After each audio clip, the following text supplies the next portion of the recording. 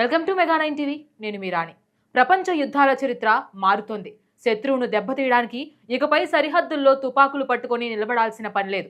పాతాళంలో జలాంతర్గాములతో, ఆకాశంలో యుద్ధ విమానాలతో చేసే యుద్ధాలు పాతబడిపోయాయి. ఇప్పుడు యుద్ధ భూమి ఏకంగా భూమిని దాటి అంతరిక్షానికి చేరింది. బయటకు చూస్తేనేమో తినడానికి తిండి లేక అప్పుల కోసం అగ్రదేశాల కాళ్ళు పట్టుకుంటున్న పాకిస్తాన్ తెర వెనుక మాత్రం భారతదేశాన్ని కోలుకోలేని దెబ్బతీయడానికి అంతరిక్షంలో ఒక భారీ గూఢాచారి వ్యవస్థను నిర్మిస్తోంది.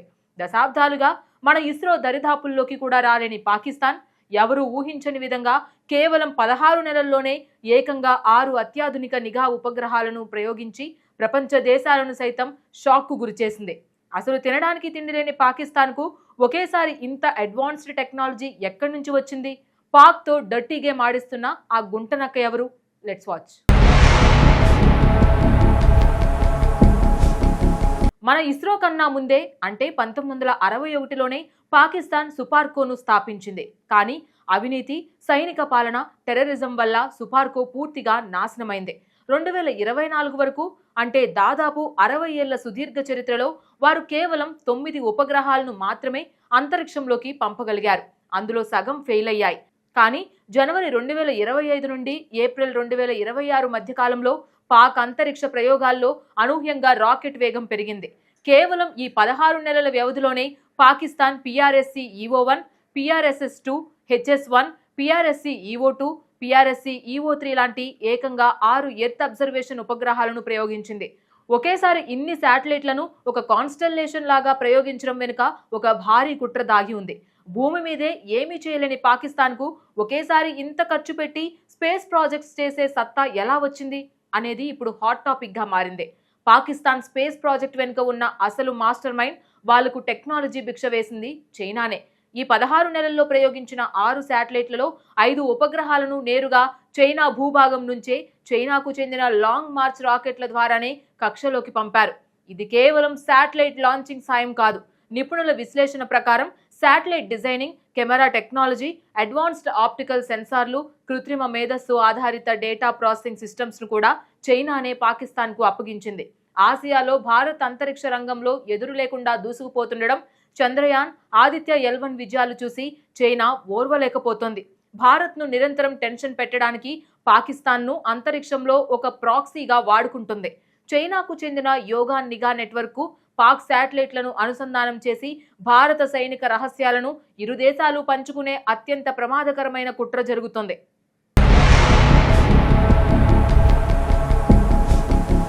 ఈ శాటిలైట్లు కేవలం వాతావరణం, వ్యవసాయం కోసం పంపినవి అని పాకిస్తాన్ బుకాయిస్తోంది. కానీ వాటిలో ఉన్న టెక్నాలజీని డీకోడ్ చేస్తే అవి పక్కా మిలిటరీ స్పై శాటిలైట్స్ అని స్పష్టమవుతుంది. ఇక్కడ మనం ముఖ్యంగా గమనించాల్సిన శాటిలైట్ పేరు PRSC-EO3. ఇది ఏప్రిల్ 2026లో లాంచ్ అయింది. వాతావరణం కోసం పంపే ఉపగ్రహాలను సాధారణంగా భూమి మొత్తం కవర్ చేసేలా కక్షలో ప్రవేశపెడతారు.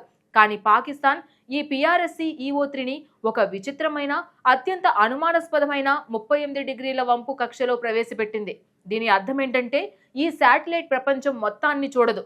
భూమధ్య రేఖకు 20 నుంచి 40 డిగ్రీల మధ్య ఉన్న పాకిస్తాన్ ఉత్తర భారతదేశం, ముఖ్యంగా జమ్మూ కాశ్మీర్, లదాఖ్ ప్రాంతాల మీదుగా రోజుకు ఒకసారి కాదు పలుమార్లు ప్రయాణించేలా దీని కక్షను డిజైన్ చేశారు. ఈ శాటిలైట్ ను డిజైన్ చేసింది కేవలం ఇండియాను టార్గెట్ చేయడానికే అని స్పేస్ అండ్ డిఫెన్స్ నిపుణులు కుండబద్దలు కొట్టి మరీ చెబుతున్నారు.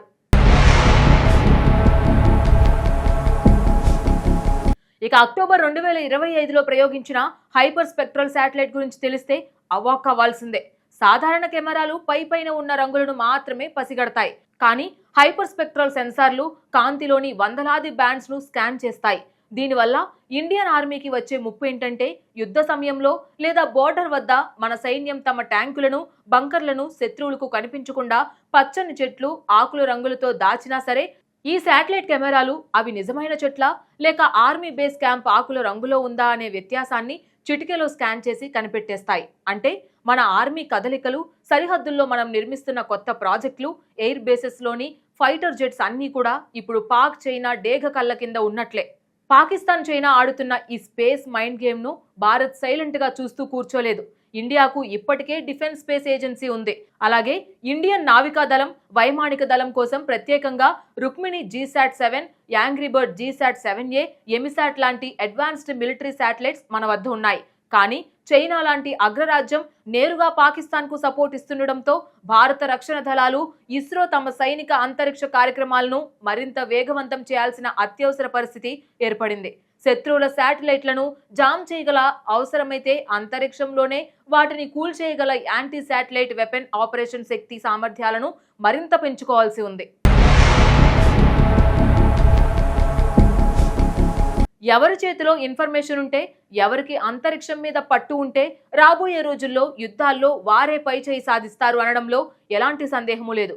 పాకిస్తాన్ తన ఆర్థిక పరిస్థితిని పక్కన పెట్టి చైనాకి ఒక పావులా మారి ఇండియాపై చేస్తున్న ఈ అంతరిక్ష గూఢచర్యం ఖచ్చితంగా మన జాతీయ భద్రతకు ఒక పెద్ద సవాల్.